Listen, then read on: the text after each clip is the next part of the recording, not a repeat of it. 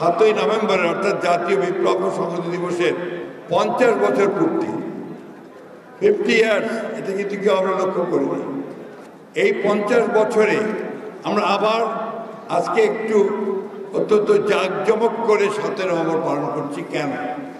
এই জন্যে যে আবার স্মরণ করতে চাই যে 7ই নভেম্বর ছিল আধিপত্যবাদের বিরুদ্ধে একটা বিদ্রোহ।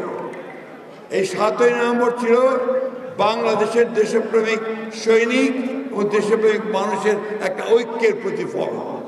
আর এই 7ই নভেম্বর ছিল আমাদের দেশের স্বাধীনতার ঘোষক, আমাদের সবচেয়ে প্রিয়, যে আমাদের বাংলাদেশের চেহারা পাল্টে দিয়েছিলেন, সেই নেতা শহীদ জিয়া রহমানকে স্বাধীনতা সর্বতের প্রতীক হিসাবে পরিণত করার দিন। বন্ধুগণ, শহীদ জিয়া অতি অল্প সময়ে বাংলাদেশকে একটা সত্যিকার অর্থেই নতুন রাজনীতি দিয়েছিলেন। সেটা ছিল পলিটিক্স অফ রিকনসিলিয়েশন। কথাটা শুনলে অনেকেই আবার হয়তো বিভিন্নভাবে ব্যাখ্যা করতে পারেন, বাট পলিটিক্স অফ রিকনসিলিয়েশন আজকের দিনে এই মুহূর্তে সবচেয়ে প্রয়োজনীয় রাজনীতি বলে আমি মনে করি। এবং তিনি দিয়েছিলেন কি ফিলসফি অফ বাংলাদেশ জাতীয়তাবাদ। এটা আমি ব্যাখ্যা করতে যাব না, দীর্ঘ সময় লাগবে।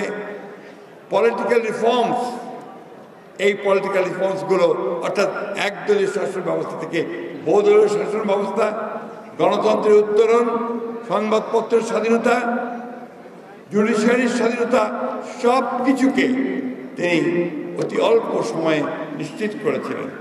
আর ছিল ইকোনমিক রিফর্মস, একটা বদ্ধ অর্থনীতিকে তিনি একটা মুক্ত অর্থনীতিতে নিয়ে এসেছিলেন।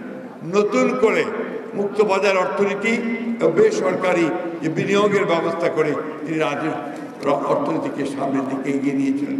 কৃষি বিপ্লব, শিল্প বিপ্লব তখনই শুরু হয়েছিল। বন্ধুগণ, তিনি বাংলাদেশকে সত্যিকার অর্থেই একটি স্বাধীন, সার্বভৌম, প্রগতিশীল এবং অসাম্প্রদায়িক বাংলাদেশ হিসেবে গড়ে তুলতে চেয়েছিলেন।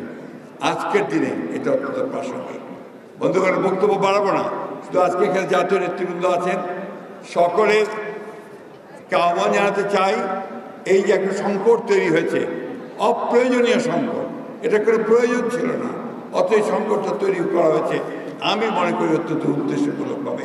অর্থাৎ বাংলাদেশের যে গণতান্ত্রিক উত্তরণ যে পথ, সেই পথকে বাধাগ্রস্ত করা, বাংলাদেশে সত্যিকার অর্থে সংস্কারের জন্য যে নির্বাচন হওয়া দরকার সেই নির্বাচনকে বাধাগ্রস্ত করা, জনগণকে ভবিষ্যৎকে একটা অনিশ্চিত অবস্থায় ফেলা।